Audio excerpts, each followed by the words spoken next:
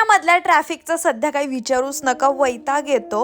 गावी जाताना मध्येच दौंडमध्ये थांबलो। डीमार्ट हे मी येता जाता सारखं बघायचे, पण म्हटलं आज आपण जाऊन बघू। सो आम्ही तिथे जाऊन थोडंसं सामान घेतलं आणि मग सिद्धटेक मार्गी गावी आलो। या रोडवरून जाताना आजूबाजूचा ऊस किंवा इथल्या शेत्या बघा किती हिरव्यागार, म्हणजे इथे पाण्याची काही कमतरताच नाहीये। घरी जाण्यापूर्वी प्लॉटवरती गेलो आणि तिथे मला छोटेसे काही मुलं पतंग उडवताना दिसले। खरं तर ते कर्जतच्या रथ यात्रेमुळे पतंग उडवत होते।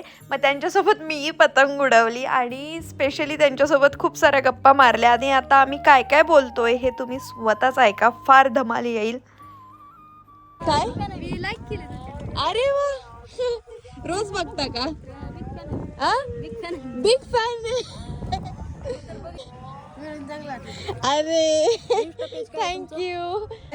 आमच्या शाळेत आलते त्याची व्हिडिओ बघितली। हो तुमच्या शाळेत पण आलते, आता परत येईल ना 15 ऑगस्ट 26 जानेवारीला वगैरे। म्हणजे आता तुम्ही कुठं नाही ब्लॉग बघितला ना, असं रँडमली आलता माझ्या फीड मध्ये। तुम्ही असं नाही का इथं नवरात्रीच्या टाइम नवरात्रीच्या ट्रॅक्टर चालवतात ते, इथं ट्रॅक्टर ते पुन्हा ती तसले हे फळ खात्यात तुम्ही। कसलं फळ? तसले काय म्हणतात त्याला, फ्रूट का काय ते? कसलं फ्रूट खाते मी? नाही आंबे तर खाते। हा तिथं पण ती लाल लाल अगं अरे ते ड्रॅगन फ्रूट तुम्हाला मी घेऊन येईल पुढच्या वेळेस। बिबट्याचे व्हिडिओ। बिबट्याचे कुठले? हा ते शेतामध्ये सापडलेले ना। तुला काय व्हायचंय रे बाळा मोठेपणी? माझ्यासारखं रील स्टार नाही रे, रील स्टार हे करिअर नाहीये। काहीतरी चांगलं बन, मोठा हो, काहीतरी देशासाठी काहीतरी कर, मोठा अधिकारी हो, शेतकरी हो, छान मोठा बिझनेसमॅन हो, काही पण हो असं छान। आर्मी ऑफिसर व्हायचंय तुला, 1 मिलियन करायचंय। डंबेल हो, मी जिम करते ना। कुठे आहे माझा फॅन?